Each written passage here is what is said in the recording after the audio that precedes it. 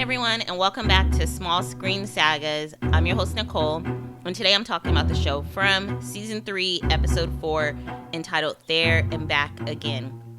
Another amazing episode. I really enjoyed it.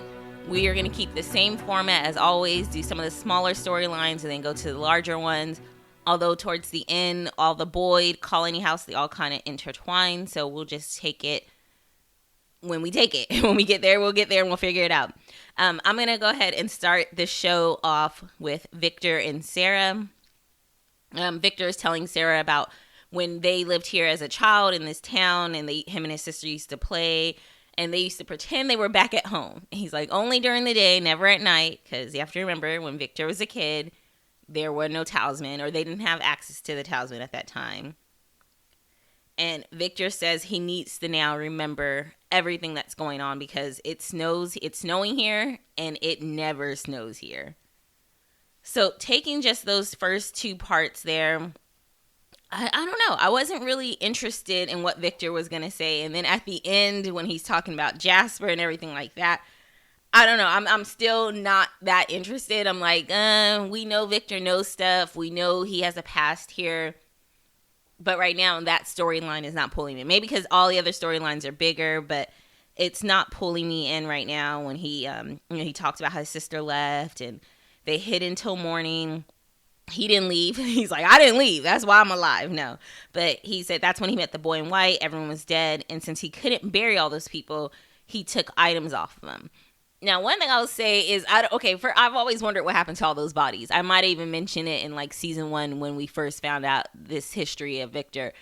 But I get it. Yeah, he's small. He can't hide the bodies, bury the bodies. But did he eventually just slowly, as he got older, just slowly move a decaying body? I wonder how that happened.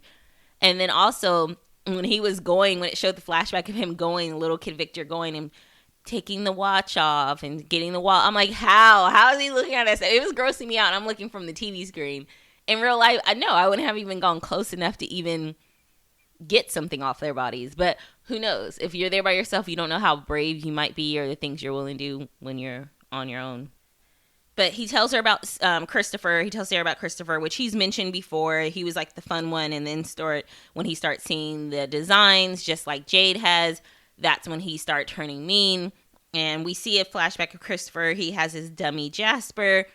But it looks like Jasper is talking on his own. Like, I don't know. I mean, when they're not even talking, they're arguing with each other. So, and we've seen Jasper, I think, in season 1 as well, when Victor and Tabitha went into the caves. And then Jade has seen Jasper as well. So there's been a few times where we've seen Jasper. Maybe the Tabitha one didn't happen, but I know Jade saw him once or twice. So Christopher said, hey, we're going to have to talk to Jasper, and he's going to have to tell us what happened. I'm like, Jasper? The dummy? So he's not real, so that's going to be crazy. But we'll see where that goes. Like I said, it's not pulling me in right now. Maybe next week or in 2 weeks, I'm like, oh my gosh, this Victor's storyline is wild. Just not there yet. All right, now let's talk about Kenny, Christy, Jade. I like that Christy kind of said to Kenny, just based off last week's conversation, hey, like, you're not alone here. No matter what happens, you're not alone. And the fact that she keeps saying that, I feel like Kenny is going to end up alone. Like, maybe something's going to happen. He's going to get separated. He's going to be by himself. I don't know, because they just keep talking about that. He's not alone. He's not alone. And we know how this town likes to mess with you. So I feel like they're going to make him alone. Whether he just gets stranded or lost or whatever, I feel like he's going to end up alone somehow. And it was sad once again because Kenny was like, everything he was fighting for is gone. And like the only people he could talk to was his mom and Christy. And now he doesn't have either. And Christy's like, you still got me. No, you friend zone Kenny. He does not have you the way he thought he was going to have you. So I get it. And then finally, Jade does what I've been saying, why haven't they all been doing, which is talking to each other. So Jade tells Kenny and Christy what he's been seeing pretty much since he's arrived. And he shows in the book that Tin gave him and said, like, hey, she saw those symbols, I saw the symbols, and she had them in the diner. So they're now talking. Their reaction was kind of just Oh, okay, that's crazy. That's wild. But I guess if you're in a crazy town, nothing is gonna alert you. But I don't know. They were just so calm with it. They're like, yeah, maybe it's this, maybe it's that. I wonder if it could be this. I'm like, what? Y'all are too calm. But they hear a knock outside. Kenny's not tripping as much because he heard it as well when he was there with Jim. The only difference is now Jade did pull that stick out to get Christy saved last week. We don't know if that has anything to do with anything. The episode did end at night, so I'm hoping they come back and it's still nighttime. Although last time I said that in season 2 with Randall, when Randall first got on the bus, it was like cut to the next episode. It was daylight, so we'll have to see. All right, let's discuss Ethan, Jim, Julie. We get the phone ringing again. Ethan answers this time, and it's Thomas, or the boy says he's Thomas. He's like, Mom's in trouble. She'll be there in a few minutes. She'll be in an ambulance. And when Jim comes and he takes the phone from him, something that I found interesting at least, the boy or the person, the voice on the phone said, because Jim's like, leave my children alone or something. And he's like, they're not your children anymore. And I'm like, what does that mean? Like, my mind is going all types of crazy stuff. And once again, I brought up Lost before, but if you watch Lost, and I'm about to give a spoiler, so if you haven't watched Lost, you plan on watching it, or you haven't finished it, this is a spoiler. Fast forward like 1 minute. But in Lost, there's a character, and I brought him up before, Faraday, Daniel Faraday. Okay, so there's a character, Daniel Faraday, and then there's Charlotte, and somehow there's some time travel in Lost. So there's like some time travel, and Daniel ends up meeting his mom. I think his mom ends up shooting him in the past, but then he's like, you knew in the future, you were going to shoot me in the past because you had to recognize me.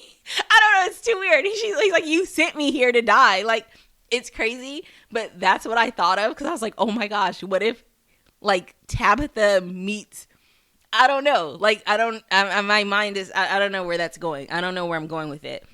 But, like, what if those aren't Jim's children is what I'm getting at, I guess. I don't know how. It's still too early of a theory, so I haven't really got everything talked out yet. But when he said they're not your children anymore, I'm like, well, damn, what is that? What does that mean? Exactly. So, we'll see. Ethan does ask Julie, what happened to her when she was under, like Mariel and Randall, and she says she doesn't really remember everything. She just remembers being as scared as she's ever been in her life. She's never been that scared before in her life. And that's all she can really tell him. And she saw stuff that she just didn't quite understand. But I'm like, okay. And maybe that was good enough details for Ethan. That was like age appropriate details for Ethan. But I'm going to need you to have like a deeper conversation with Jim. Like, exactly what did you see that you didn't understand? Okay, you were scared. Did you see anything while you were scared? I mean, I understand if she can't remember everything and you don't want to put too much pressure, but give me whatever details you do remember.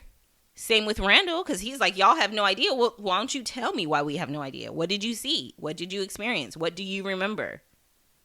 And if we're going to talk about anybody else, same thing. Elgin, him and his little nightmares. What's a nightmare? What's not a nightmare? I don't even know this last scene was a nightmare that we saw him in. All right, let's get to the juicy stuff, which is Tabitha. At least out of the first part of the juicy stuff. All right, so we get Tabitha. She's in the ambulance again. She's freaking out. But she's like, they have the tree in the middle of the road. They don't see any cars. They see the crows. It's all like, oh my gosh, this is deja vu. I've already experienced this. And the only thing Tabitha is kind of pissing me off because she's, and I know she got an accident. She's hurt. She's dizzy. She's had a wild few days. A wild few months, really. A wild few years, if we're being honest. But her going, it's not going to work. Yeah, no, we gotta get inside. What the fuck are you talking about, Tabitha? Scream. We gotta get out of here, you guys. This is a dangerous town. You gotta just use your big girl voice and be very serious of how serious the situation was. But she's like, it's not gonna work. What the fuck are you talking about? It's not gonna work. Like, you weren't making any sense. Now, the police officer handcuffing her was weird. To me, actually, the police officer being there was weird because I'm like, I didn't know she was a police officer until she got out and was, shooting her gun. I'm like, wait, how'd the ambulance lady get a gun? But then I'm like, wait, so she was a police officer this whole time? What was she doing in there in the ambulance? It don't make no sense. But anywho, so as they keep driving, they're driving around town. They're trying to get out of town. Like, this is so weird. and we see the trap. The trap is set up. There's this whole conversation online on if in season 1, when Donna told her story, did they ever show her story, or it was just told? Because everyone remembers seeing Donna's story, but everyone's like, no, it didn't tell the story. It didn't show it. She just told the story, and she was such a good storyteller. You probably visualized it. And it's so crazy because I visualized it, because when this scene happened in the trap, I was like, no, this is a trap. This is like Donna. This is like Donna's sister. They about to get out of the car and da-da-da. I mean, not the same, because I think Donna's sister got out of the car to cuss him out, like get out of the street or something. But it's so weird because I do remember seeing the Donna scene. And I'm like, did I visualize it? Like, I swear I remember seeing, like, I could picture the scene in my head. So, am I picturing in my head what I made up in my own head? Weird. Won't go on and on about it. Who knows? But a lot of people are like, nope, it's not there. I haven't gone back to look, but, like, the scene is in my head. But Tabitha's like, it's not a person. That's not a person. And then the police officer handcuffs her. Like, that was a little far. She wasn't even that outrageous. Like, she was talking a little, but it's not like she was, I don't know, she wasn't causing a scene. She wasn't hurting herself. She wasn't trying to hurt them. There was no reason to cuff her. And sure enough, the monster attacks them right away. Both of them die. The police officer shoots and realizes that's not working and runs off and somehow makes it to the colony house. And then Jim, he did go out there, and because earlier he was like, yo, if that's my wife that's in that ambulance, I have to go out and check. And he runs out and checks. Even though I was thinking, once again, well, I was thinking two things. Jim, you idiot, you just said you shouldn't have never left your kids. Your wife wouldn't want that. 2, now you're leaving your kids. But at the same time, I get it. Your son is saying an ambulance is coming. Then all of a sudden an ambulance comes. Hey, you might as well believe him on the other part. He said his mom was going to be there. I guess you have to check it out. And then if it was a lie, I guess never trust that phone again. But I don't know. All right, so let's get to Boyd and Randall. I can't believe I actually sort of felt bad for Randall at the end of this episode.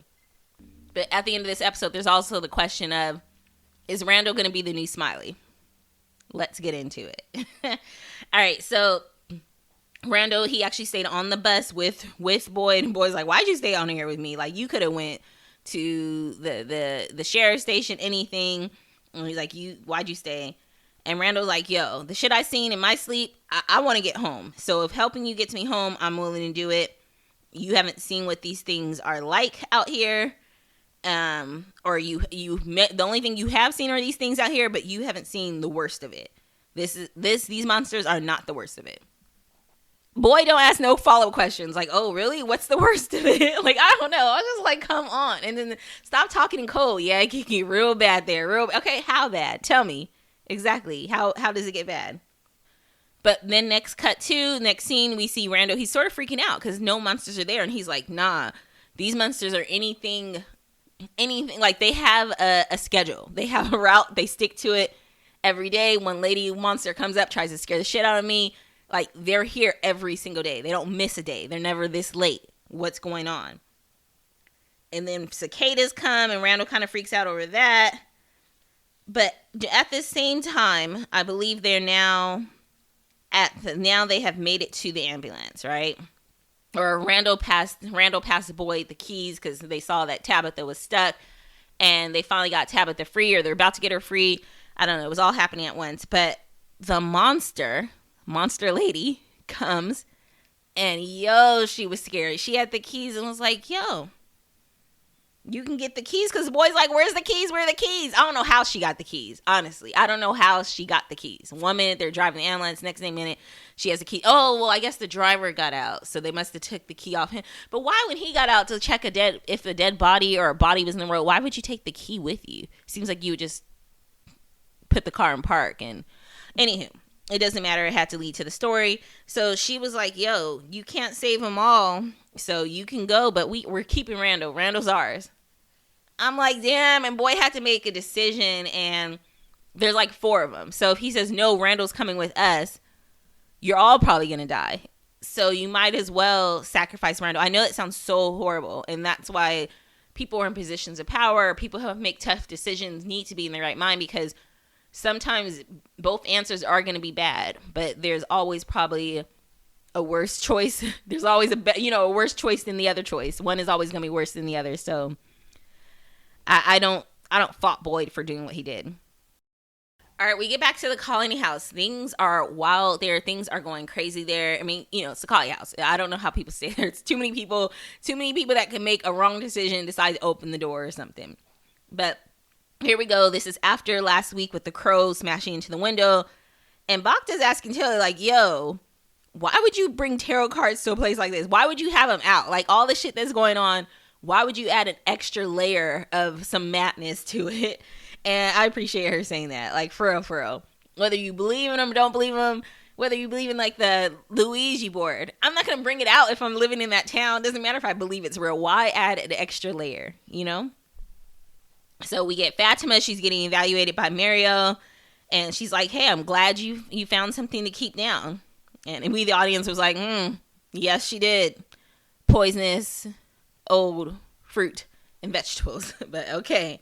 She's getting her color back. She's looking more healthy. So I guess if we're going by Tillie's statement, it will only last a few weeks. All right. So at this point, all the chaos was going down in the town. The lady cop finally makes it to Colling House, but she's shooting because there's monsters out there. So she's shooting at them, shooting even a dead zombie bride that was scary. Then the monster that she saw killed, she's coming looking like one of the strange vampires. It's crazy. And while she's shooting, they never have good aim. She somehow shoots into the house.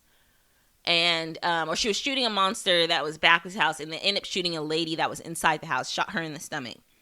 So now they're freaking out. Mario's helping wounded lady, who we find out her name is Nikki. Jim, Henry, Tabitha, and Boyd make it back to Colling House. So poor Henry, he's just waking up and he's in an ambulance. He's like, what the fuck?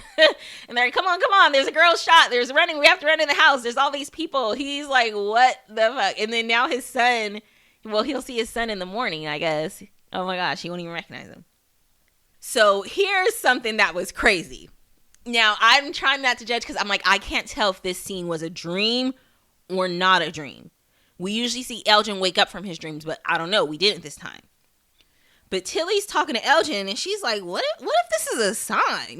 Like the monster lady, and then the monster lady comes. But before all that, she's like, what if this is a sign? She pretty much calls Fatima out. She's like, yeah, like, what if something's wrong with her? I'm like, oh my gosh, she's going to betray Fatima so quickly. She tried to act like she related to Fatima. It was like, yo, I did the same crazy shit when I was pregnant. Tillie, something's up with Tillie. I don't know what it is, but something's definitely up with Tillie. She's an other.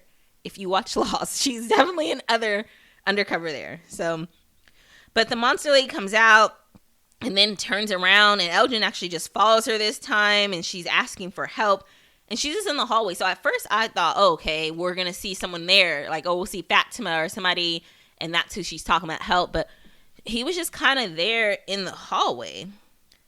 So I don't know. And one thing, I don't know if that was a dream, because we always see him wake up from his dreams. This time we didn't really see him wake up, unless you consider when she kind of disappeared in the hallway, unless that was him waking up. But I don't know. With Tillie saying what she said, I don't know. We'll see. At the same time, Nikki does not make it. They're pissed. Boyd comes in. He yells at the officer. He's like, why are you doing all that? I'm like, Boyd, you are breaking, dude. You just came in yelling. You don't even know what's going on. You don't know the circumstances. And just yelling at this lady. I'm one to never, stick up for a cop shooting someone accidentally, but in this case, in this rare case, I'm not gonna fault this lady for this accidental shooting. Man, bullets would have gone everywhere if that was me. It would have been flying everywhere because I'd have been freaking out. Then Donna's breaking down, so everyone's breaking down. It's like, oh no, Donna and Boyd, we need y'all to keep your shit together. Randall's getting attacked by the cicadas. It was crazy. I was like, and all the monsters just surrounding him, but they're so weird. They're not attacking him. They're not hurting him, at least in that scene yet. Then they bring the body upstairs. Fatima says she wants to say her goodbyes. This is where I feel like we lost Fatima as a character. I don't know how she will ever come back from this. I'm not really sure how we look at her the same. It was one thing where she was eating the poisonous vegetables, and you're like, that's so gross. Like, I don't know. It's weird. Her baby's craving it. But now she was eating Nikki's blood and kind of her guts and suck. I mean, come on, Fatima, tell somebody something's going on. I don't know how she comes back. I don't know how we'll look at her the same. I really don't. And then at the end, we get the ambulance lights coming on. Those monsters are ruthless. And Randall's there, and he's fucked up. His face is fucked up. And that's why I thought of Smiley, because Randall had like a cut on his face, almost making his smile like wider, like the Joker's. So I can't tell if he's alive and they tortured him and now he's going to be pissed at them, or if they somehow changed him to a monster. I don't know. I'm not sure. Oh, I will say theory though, real quick. I know I'm all over the place. I saw online that I'm curious about with Fatima. Someone was saying, I think it was Reddit, they were like, yo, Fatima may not even be pregnant at all. Like, maybe all her symptoms were showing signs of pregnancy, but maybe she's not pregnant and it's something else, because she did say it's supposed to be impossible. So, and I talked about that, like exactly how impossible is it supposed to be, but that was an interesting theory. Like, there is no baby. But then why is she experiencing what she's experiencing? So, who knows? All right, that is all I have, you guys. Loved this episode. Sorry it's coming out so late this week. I will be back early next week with the next episode. I cannot wait to watch and then record. I have so much fun talking about it. And just remember, also on the Verdicts In feed, so me and my husband have the Verdicts In feed where we talk about other shows, and we are currently covering American Sports Story, Aaron Hernandez. So catch us on the Verdicts In feed there. And then, of course, you can just type in Verdicts In to find all of our other podcasts. We had covered Game of Thrones, Walking Dead was big. We did Empire. We did a lot of different shows over the years. So check us out wherever you get the Verdicts In feed, or wherever you get your podcast, excuse me. And we have the Verdicts In feed, and then we have a few other channels as well. All right, until then, I'm Nicole. Have a good one. Bye.